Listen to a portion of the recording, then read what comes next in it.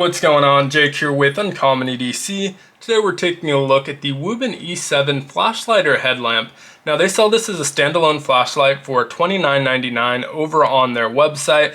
They also offer a variety of different bundles that allow you to convert this into a headlamp or even add additional functionality to the light itself. So I'll talk about the different bundles and their pricing at the end of the video, but some of the additional accessories you can add are probably the most obvious, the headband, which allows you to mount this specific light to a headband and convert it to a headlamp. They also offer a bundle with an extender, which extends the tube for the battery, allowing you to swap out the included 18350 battery for an 18650 battery that you can purchase separately, and that's going to greatly extend the runtime of the flashlight itself. There's also a bundle that includes a gesture sensor, which allows you to control it with gestures when it's mounted on your head. It's especially useful when it's mounted as a headlamp, not so useful as a standalone light, but really great when it's on a headlamp or a headband because you don't have to fumble around trying to find the button, which can be kind of clumsy, or remove it from your head, set it to the mode, and then put it back on, which can be time consuming. So definitely a lot of really great options. Now everything else, obviously, as the light itself, it's just mounting it to a headband, so it's going to be identical. So we're going to talk about it as a light, which is honestly my preference. I'm a huge fan of these right angle flashlights or 90-degree flashlights, like being able to mount them to like a backpack strap or a jacket pocket, and I kind of prefer the perspective or the vantage point of having the light mounted on my chest over my head. Now I know a lot of people are huge fans of having it on your head because it points wherever you're looking, and so it's pretty natural and easy to use. For me, most of the time, well, especially this is a floodlight, so it has a 160-degree spill. It kind of projects out really nicely where you can mostly look left or right. Obviously, if you're looking directly to your left or behind you, you do have to turn your entire torso if it's not mounted to your head, but it still gives enough spill where you can see mostly in front of you if you're just looking partially to your left or right. But I like it over the vantage point in my head because it kind of makes me dizzy sometimes having it move around so much, and so I just like it a little bit lower. But obviously everyone's kind of perspective on that's going to be a little bit different, and it's great that they have the option either way.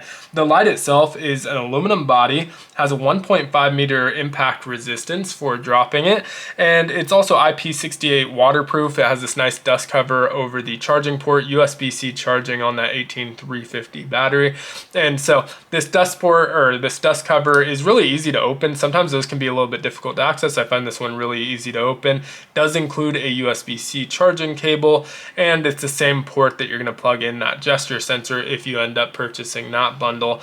And it has a magnetic base plate, which is great if you want an additional mounting option, and of course that pocket clip, one-way pocket clip, which makes sense since it's not an inline flashlight, it's that right angle flashlight. So one-way pocket clip, but nice long sturdy pocket clip, easy in and out of the pocket, and again great for mounting for kind of thicker straps and stuff like that. It's pretty generous sizing on there. Also a pretty small footprint with this flashlight at about 2.38 inches out of the box. Now I specify out of the box because I did mention that tube extension for adding the 18650 battery, and so you remove that magnetic base plate, screw this in its place, and then screw the base plate into the end, so it's obviously going to add a little bit of length if you do add that extender. In terms of the width, it depends on which side you're looking at. If you're looking at the LED side, which has two Osram P9 LEDs, about 0.94 inches wide. If you turn it to the wider side, you're looking at about 1.1 inches in width, not including that pocket clip, which of course, if you're mounting it with the pocket clip, you're not really going to have to account for that extra weight. If you're storing this and you're not utilizing that pocket clip, you do want to add at about 0.2 inches or so to accommodate for that pocket clip. Weighs in at about 2.8 ounces, so fairly lightweight as well. One of my favorite things about this light, besides that orientation of that 90-degree LEDs, is the simple user interface. I have a lot of flashlights. It's difficult to remember the user interface on all of them, so I really value a simple user interface, even if it means I'm getting less modes.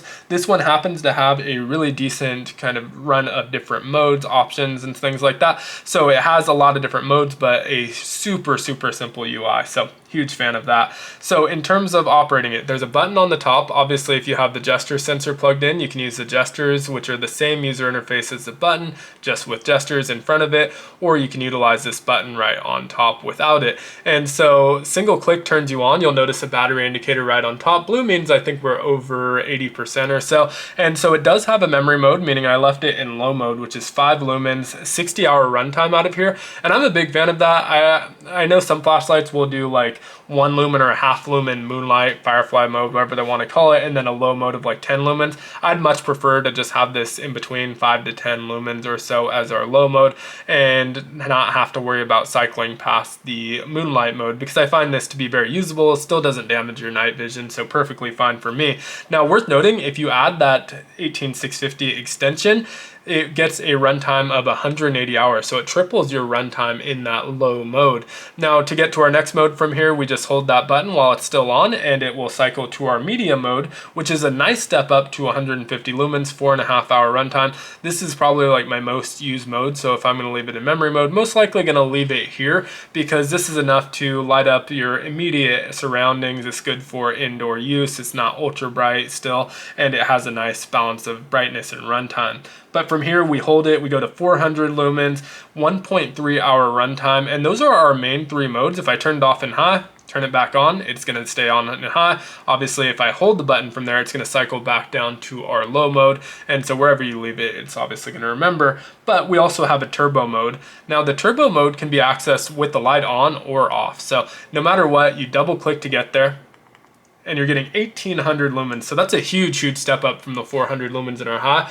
About a minute of runtime here before it steps down to 800 lumens, which is still double our high. Another minute and it drops down to our high mode, which is that 400 lumens again. So if we hold it from here, we can get back to that 400 lumens. So the last step down is going to be this 400 lumens for 1.2 hours. Now, it does have a strobe and SOS mode as well, and so I am going to go into those. To access both of them, they're triple clicks. You triple click again to cycle. So obviously, strobe warning if you're sensitive to flashing lights. Go ahead and skip ahead 40 seconds to a minute in the video. But first, when you triple click, it goes into strobe mode. And that's 1000 lumens, super bright tactical strobe mode. Triple clicking again gets us into SOS mode, and you may have noticed the light dimmed a little bit there. So I know the camera kind of adjusts to the different lighting, so it can be a little bit difficult to tell, but dims down to 200 lumens, which makes sense. Strobe is tactical. SOS is more for signaling. You don't want to kind of be destroying people's night vision that are trying to find you, and you do want that extended runtime. So in theory, this is 20% the output of the 1000 lumens, so it should run about 5 times longer. I don't know if that's the exact math. They don't give you the runtime on these 2 modes, but 200 lumens in our SOS, clicking from either of those modes is going to turn it off, and when you click, it just goes back into whatever you were on, which again is my high mode right now. And so really easy operation there. Last but not least, there is a lockout mode, and I'm a huge fan of the lockout on this. It's quadruple click, which is kind of a small thing. Lockout mode is just nice that it has it either way, but a lot of flashlights use a hold, which is usually 2 seconds. A lot of times you'll do like hold for 1 second to get in moonlight mode, continue holding up to 2 seconds to get into your lockout mode, and that's perfectly fine. Great that it still has a lockout, but usually the unlock mechanism is exactly the same. And what that means is if something accidentally presses that button, there's a much more likelihood of it pressing that button, holding it for 2 seconds, than pressing that button 4 times in rapid succession to unlock it. And so a quadruple click lockout mode I feel like is a lot more secure and a lot less likely to accidentally turn on your pocket and burn a hole in your pocket. So big fan of quadruple clicking for lockout modes. So that rounds out all our modes. Overall, a really great flashlight. Now let's talk about the bundles. Again, everything's going to be exactly the same with the bundles, except that you're going to get additional accessories and you'll be mounting it to your head. And so they offer a bunch of different bundles. One thing that's worth noting, if you go to the page for the headlamp, you can get the light by itself for a little bit cheaper. I said $29.99 because that's what you're going to find when you go to the website. But if you go to the headlamp and select a bundle without any accessories, it ends up being $23.99 right now. I don't know if that's going to be the case forever, which is why I mentioned the correct price on it. They may eventually correct that, but you can get it for $23.99 if you're buying it without the accessories from the headlamp page instead of the flashlight page. And again, it is the exact same product, so definitely try that if it's still available. But the different bundles, so there's 2 bundles that are $37.99. There's one that includes just the headband. For now, ignore this accessory. That's a gesture sensor that you can add on in a future bundle, but really nice headband. You can see well made, super stretchy, adjustable, and has a mount specifically for this flashlight that when you mount it in, you use that pocket clip. So it's going to keep that pointed directly ahead by using that pocket clip to secure it, which is nice. You also have this additional strap placement thing where you can add the over the top strap. I don't know if they sell that separately or what. I don't think it came with it, but they did send over all of the accessories for this and it wasn't included there, but there is a price to attach that. Now it's also worth noting that you can use the extender here, so it's just going to stick out a little bit further if you add the battery extension, but you can still use the battery extension with the headlamp.